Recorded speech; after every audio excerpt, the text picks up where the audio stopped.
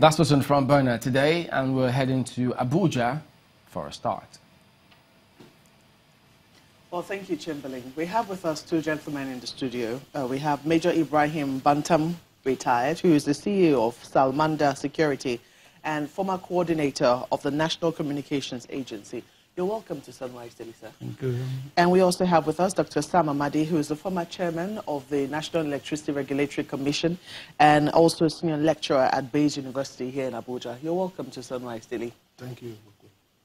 Thank you, gentlemen. What do we make? I mean, have you been able to sort out the strands or make sense of all that has been happening, especially in the last couple of months? Let's even start from January. We know that farmer-herdsman clashes has been going on for quite a while now. We can trace it as far back as 2014, 2015, 2016, even 2017, where Kaduna seemed to be the hotbed. But let's start from January, where, you know, we woke up to killings in Benue State, and over 78 lives or thereabout were lost in that state alone, up till now, where we're still seeing killings in Benue.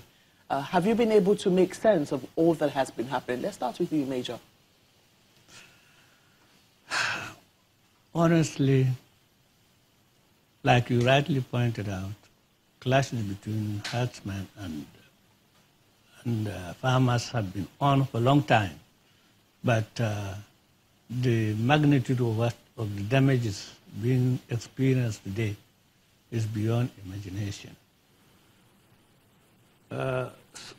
Main problem started, you know, in the past from Trans-Sahara. We have agreement between Niger, Mali, Nigeria, and there were marked route for cattle. Unfortunately, with the growing population and the demand for food, all those routes have been taken over by farms. And what happened in Benue State, the governor pronounced that there is no even land for herders to pass through, not even to rear cattle. So this, in addition to other remote causes, proliferation of arms and all this, resulted in militancy among the Fulani herdsmen. And some miscreants also took advantage, because most of the skirmishes are not, I don't believe, is done by the Fulani people. It's a good thing you're going down that way, because when you look at the scale of killings, in some instances they have been unprovoked. I mean, we have heard of how, oh yes, one farmer or one herdsman was killed on the farm, or some cattle were killed. You know, we have heard of those kind of instances, and sometimes the villagers prepare for reprisals. But in some instances, it's like reprisals are visited on entirely innocent villages, villages that know nothing about what happened in another village.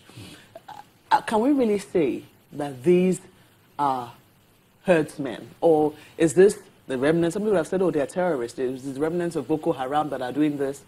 You know, have we been able to really sort out the different strands of what could be going on and separate farmers, herders clashes from what could be terrorist attacks? I think maybe the security services are not forthcoming.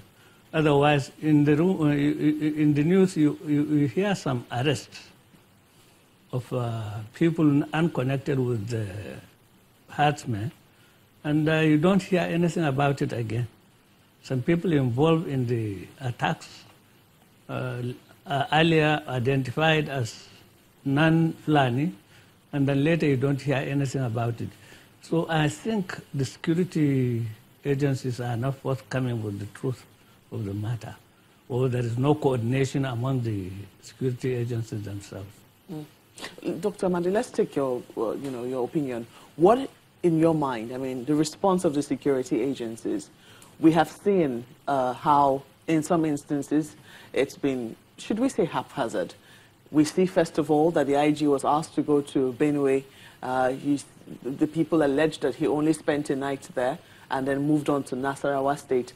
But the police IG says we deployed as many men as we could to try and stop the crisis there. We also deployed, I mean, the military only recently started a catch race exercise in that particular area. Would you say that the response of the Nigerian security agencies has been sufficient for you? Well, there's no way I can say it's sufficient. I know that there are problems with logistics, strategy, execution of strategy.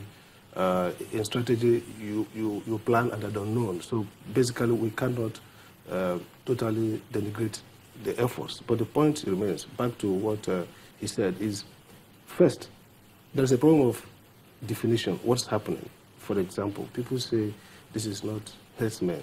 And then a association of herdsmen will come and claim ownership. For example, if there's a killing and somebody says it's because some people killed cattle, that creates the perception that the person who is making that statement kind of authorized those killings. So it's just like terrorism. We don't know who did it, but then somebody comes up and says, we did it.